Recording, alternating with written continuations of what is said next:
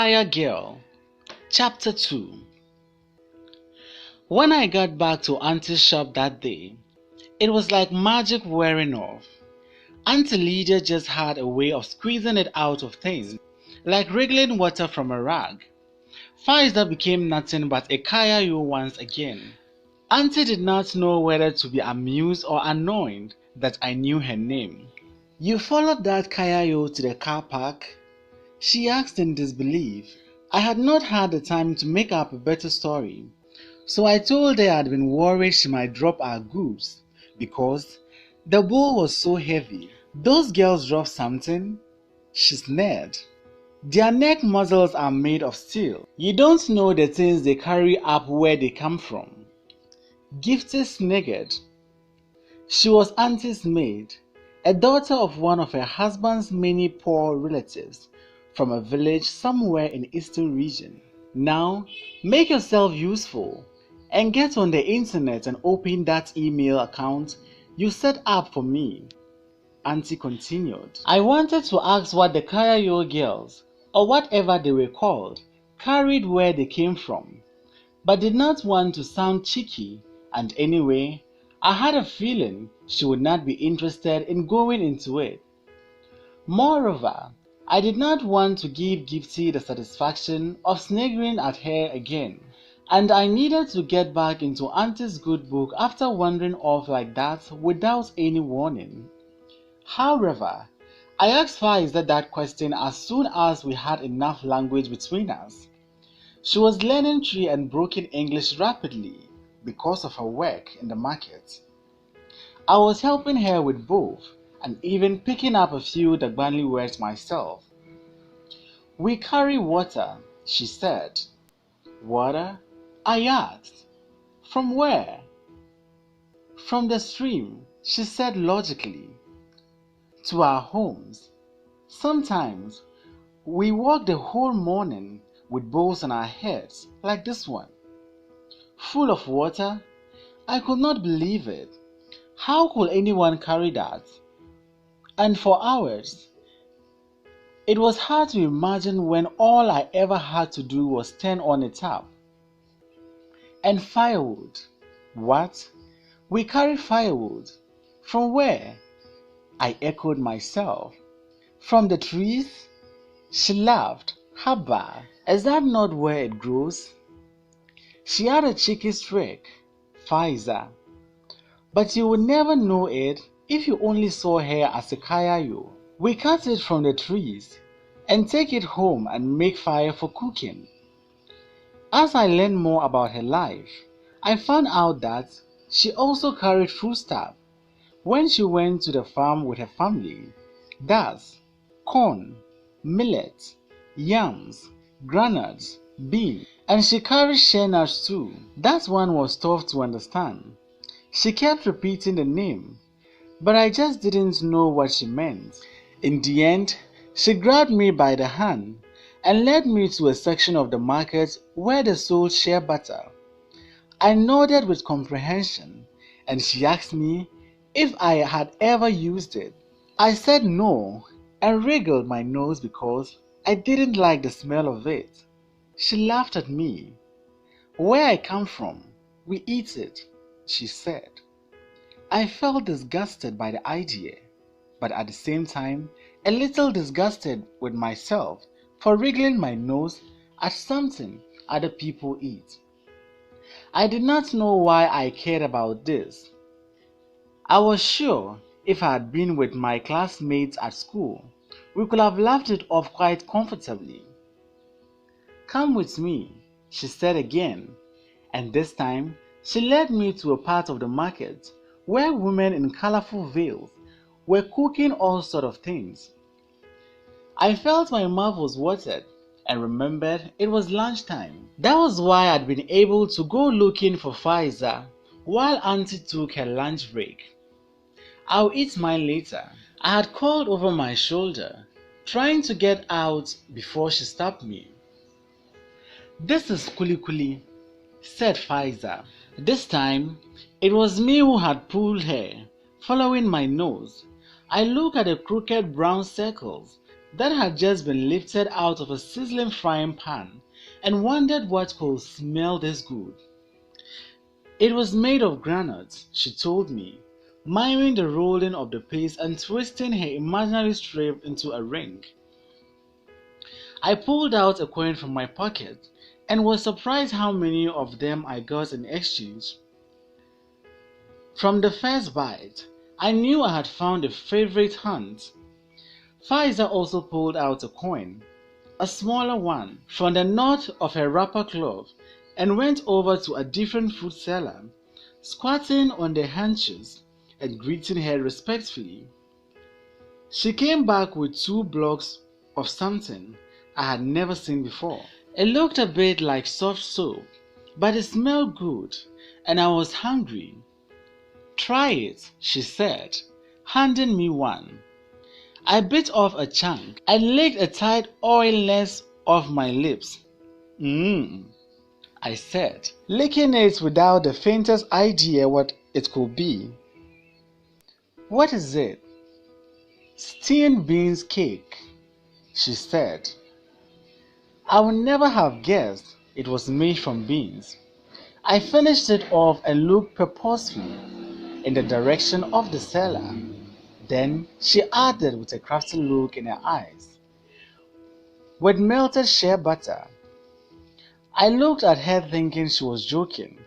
She was laughing at me all right, but I could see she was serious. That was something we were able to tell with each other right from the beginning.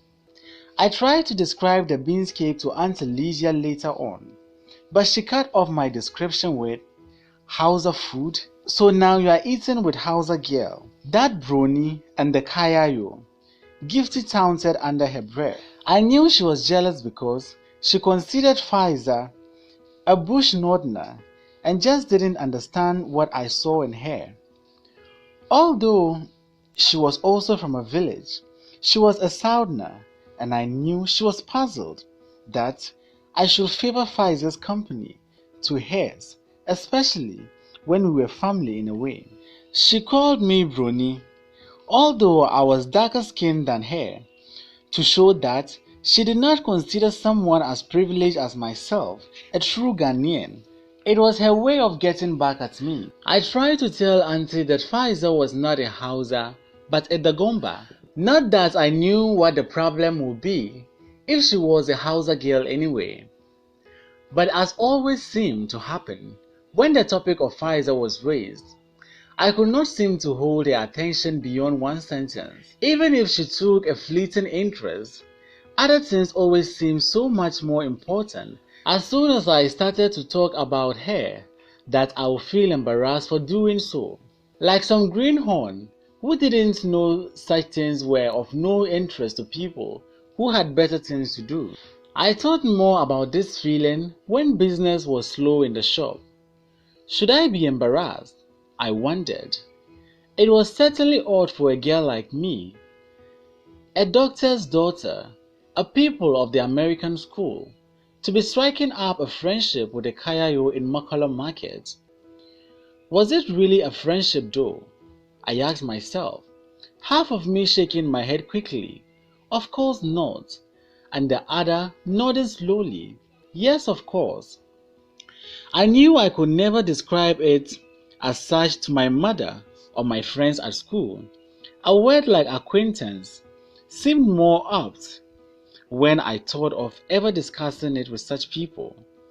But in my heart, I knew it was friendship. Had known it from that first smile we exchanged, and it was not just any friendship either. Faiza seemed to know what I was thinking about before I said it. We hardly needed language to communicate. I love her sarcasm, the way she will make a question seem idiotic with a simple haba.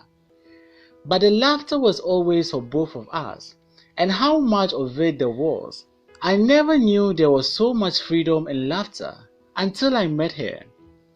It will well up like millions of tiny bubbles, filling us up with lightness till we felt we could float away, fly in the sky, free as the birds. When I got back to the shop, I would be smiling at the customers, chatting with Auntie, until I asked if someone was paying me per word. One of the many affectionate reprimands with which she simultaneously loved and disapproved of my ways. I knew that her own children, when they were children, would not have chatted on and on to her as if she were one of their mates. They never went to an expensive school full of bronies, but to a strict Ghanaian boarding school where homo was a verb that meant bullying, and children were terrified of people a year older, let alone adults. Auntie tolerated a lot in me with her unique brand and grumpy affection. She would allow Faiza to hang around outside the shop, chatting with me in between customers. Our shop became her station, so she no longer had to roam around the market looking for random customers. She also carried goods for the Nigerian ladies' customers from the Gele shop next door. When business was slow, she would turn her huge silver bowl upside down and use it as a seat, while I perched on the step outside the shop, the chilled air seeping deliciously into my back from underneath the door. Speaking Tree, peppered with English, Dagbani, and sign language. It was astonishing how fast Faiza had picked up Tree and English. If we spotted a customer heading our way, we would break off quickly and I would lead them in, while she melted like a chameleon into the background, waiting to be called if she were needed. I often accompanied her to the car park. Auntie had given up protesting. Sometimes, when we were out of her sight, we would stop and I would make Faiza transfer the bowl to my head. It did not seem fair to me that somehow she should always carry it. She was just a tiny girl, a full head shorter than me, and so skinny. I often forgot how small she was because when she talked, and when her face planed into the huge smile that was almost too big for it, she just seemed the same size a person as anyone else. It was when I saw the bowl on her head, ridiculously dwarfing away, that it struck me how little she was. But she let me do it because she saw how proud I was when I was able to balance and carry it more than a few paces, and she did not want to spoil my fun. It was more to humor me than to help her, because I struggled under it far more than she ever did. That was why she was a Kaya Yo, I guess. As she explained to me, Kaya meant load or goose in Hausa. And as I already knew, Yo meant girl or woman in Ga. I did not wonder at this odd mongrel of a word until much later. For now, I just marvel how such a tiny girl could carry such heavy loads. There was something so strong about her smallness. I envied it, although it did not seem to make sense for a girl like me to envy everything about a girl like her. I also envied her freedom. One day, I told her so much and she laughed. "You envy me?" "Yes," I said. "You just run your own life without anyone telling you what to do." "Ah, you think you are the only one with an auntie, don't you?" "You have an auntie too?"